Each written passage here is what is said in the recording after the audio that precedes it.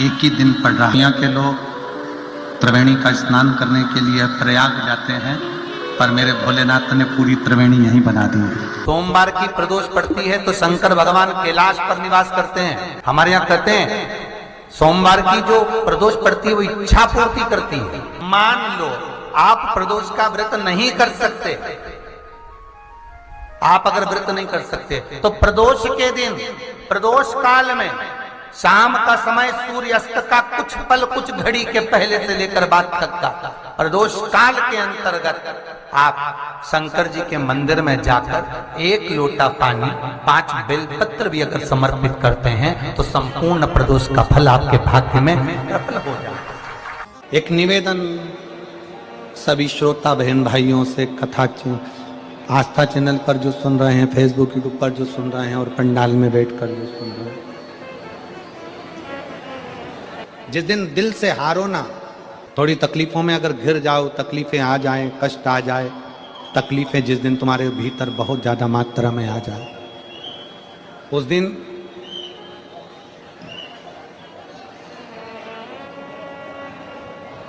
तीन बेलपत्र,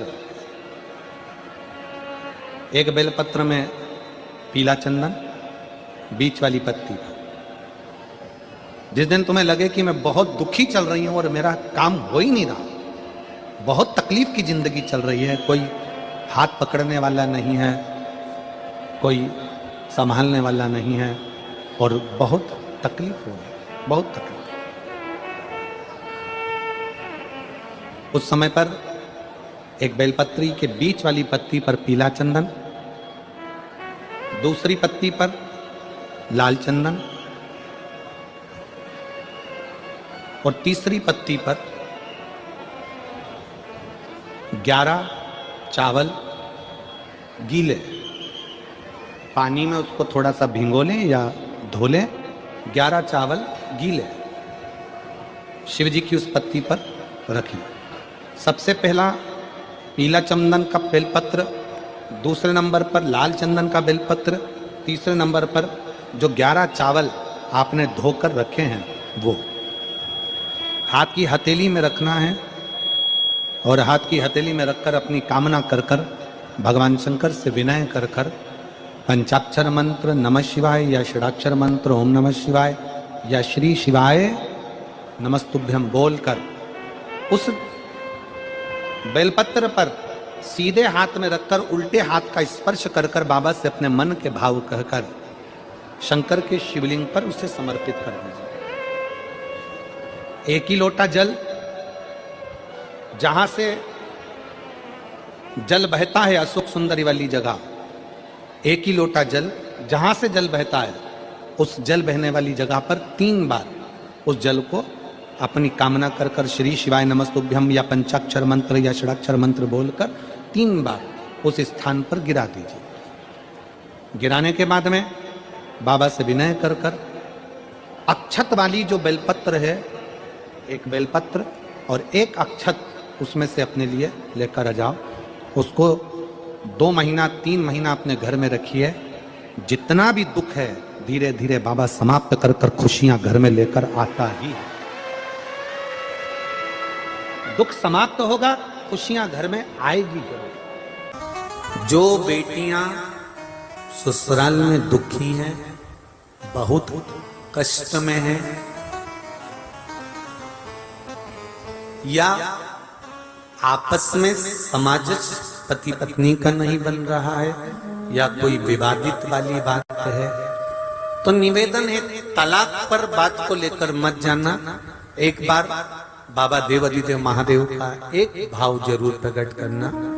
महाराज श्री अवधूतेश्वर महादेव का नाम लेते। कौन से महादेव? अवधूतेश्वर महादेव का नाम लेकर थोड़ी सी मूंग, हरी जो मूंग होती है, उस मूंग को गला लीजिए पानी में।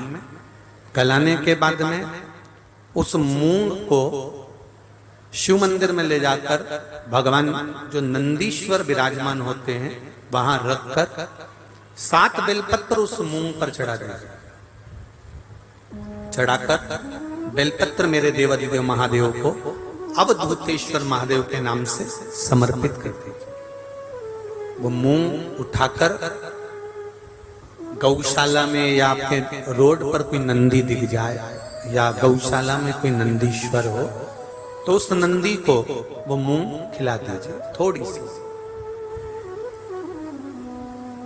3 या 4 प्रदोष करोगे, तलाक तक बात नहीं पहुंचेगी, आपस में प्रेम बढ़ जाएगा, बेटी को सम्मान मिलना प्रारंभ हो जाएगा और टेंशन समाप्त हो, परिवार नहीं टूटेगा। जिस जिस महीने में जो जो प्रदोष पढ़ा करे, जब प्रदोष पड़े, बन सके 1 बेलपत्र, बन सके 5 बेलपत्र, शमी पत्र, हरे मूंग, हरा मूंग, बेलपत्र, एक कलश के अंदर थोड़ा सा पानी लेकर 1 बेलपत्र, हरा मूंग, शमी पत्र डालकर और उसमें थोड़ा सा गुड़ डालकर भगवान शिव का स्मरण कर कर प्रदोष काल में, मान लो कोई काम आपका बहुत जरूरी है, बहुत दिनों से आप थक गए हैं, नहीं हो रहा, कर्जा बढ़ रहा है, धन नहीं आ रहा, व्यापार नहीं चढ़ रहा, या कोई समस्या बहुत प्रबल है, कोई एग्जाम में बैठ रहे हो नहीं हो रहा, परीक्षा भी दे दी है, रिजल्ट आने ही वाला है, तो भी प्रदोष काल में, प्रदोष के समय वो जल, मूंग, शमी पत्र और बेलपत्र और गुड़ का शंकर के शिवलिंग को समर्पित करना प्रारंभ कर दो। 2 या 3 प्रदोष करोगे, बाबा आपकी मनोकामना शीघ्र पूर्ण कर देगा। 2 या 3 करो। बहुत तकलीफ है, दुख की जिंदगी चल रही है, कोई परिवार में बेटे हैं, बहुएं हैं, बेटियां हैं, सब प्रयास कर रहे हैं,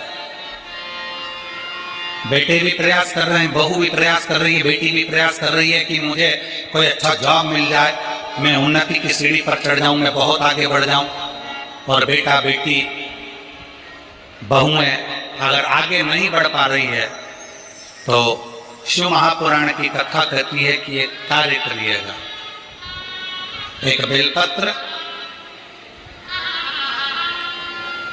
बेलपत्र लीजिए और 7 चावल के दाने इस बेलपत्र के मध्य वाली पत्ती पर रख लीजिए। जो बेटा बेटी बहुत प्रयास कर रहे हो, बहुत कंपटीशन एग्जाम दे रहे हो, बहुत मेहनत कर रहे हो और उसके बाद भी बहुओं का, बेटियों का, बेटों का अगर कहीं जॉब नहीं लग रहा और कहीं सिलेक्शन हो ही नहीं रहा और बहुत हार चुके हैं, तब एक बेलपत्र 7 चावल के दाने मध्य पत्ती पर 7 चावल के दाने, एक घिसे हुए चंदन की गोली, पीला चंदन को घिस कर उसकी एक गोली बनाई, एक गोली गोल कर शिवपिंडी जैसी, शिवलिंग जैसी गोली बनाकर उस चावल के दाने पर रख लो।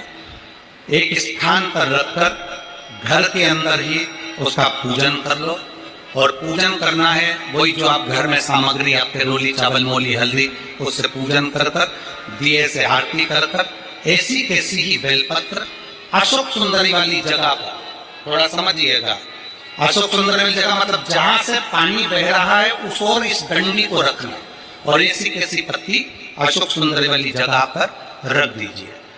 ये किसी भी प्रदोष के दिन या किसी भी सोमवार की अष्टमी के दिन या किसी भी विशेष शिवरात्रि के दिन आप ये एक बार केवल करना है और अपने मन की कामना कर कर उसको रखकर बाबा को घी का 2 दिया लगाकर आ जाना है। मेरा भोलेनाथ आपका हाथ पकड़कर आपको कंपटीशन एग्जाम में विजय दिलाएगा।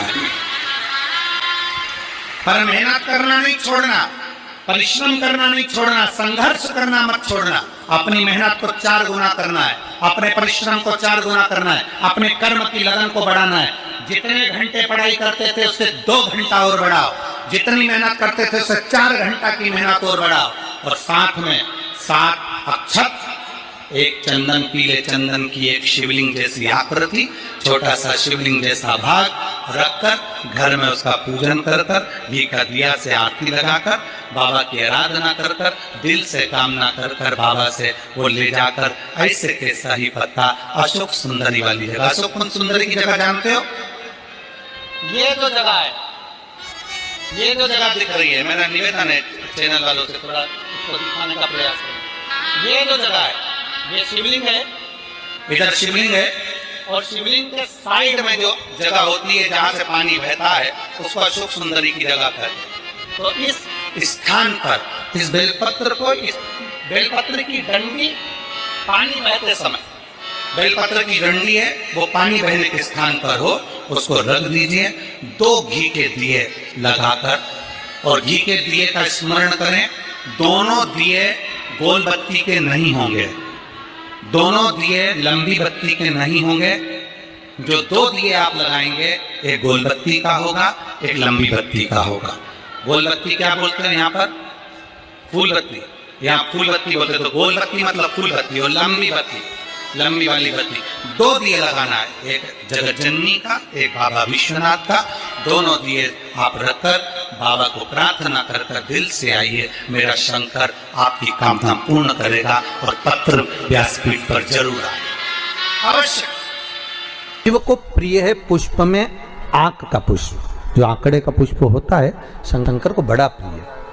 और दूसरे नंबर पर शंकर को प्रिय है शमी का पुष्प, बहुत ध्यान देना महाराज। तीसरे नंबर पर शंकर को प्रिय है महाराज सरसों का पुष्प। सरसों होती है ना, जो राई अपन बोते हैं, सरसों बोते हैं, उसमें पीले कलर का जो पुष्प लगता है।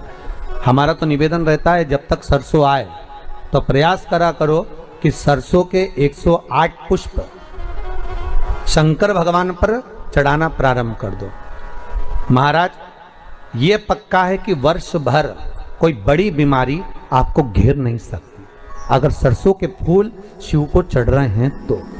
और प्रयास करना कि सरसों का जो पुष्प होता है, सरसों का जो फूल होता है महाराज, अगर कोई व्यक्ति को किडनी या लीवर से जुड़ी हुई कोई तकलीफ होती है, या किसी व्यक्ति का एक्सीडेंट हो गया होता है और उसका कोई अंग रह गया हो, कोई शरीर का कोई भाग रह गया और वो काम नहीं कर रहा हो, जैसे किसी के पांव रह जाते हैं एक्सीडेंट के बाद, किसी का हाथ रह जाता है, या कोई अंग काम नहीं कर रहा हो, वहाँ ब्लड पहुँच नहीं रहा हो, वो जगह एकदम सुन्न हो गई हो, खाली पड़ गई हो, तो उसके लिए शिव महापुराण की कथा कहती है कि सरसों के पुष्प 11 शंकर जी के राइट भाग में, जहाँ शिव जी के गण दरवाजे के द्वारपाल मणिभद्र जिस जगह पर निवास करते हैं, कौन निवास करते हैं? मणिभद्र। शंकर जी के दरवाजे के द्वारपाल हैं मणिभद्र जी। तो मणिभद्र दरवाजे के द्वारपाल में राइट भाग में मणिभद्र जी विराजते हैं। मतलब राइट भाग कौन सा हुआ? जब आप मंदिर से बाहर निकलेंगे तो राइट भाग, मंदिर में प्रवेश करेंगे जब राइट नहीं होना चाहिए, आप मंदिर से जब जाएं तो राइट भाग।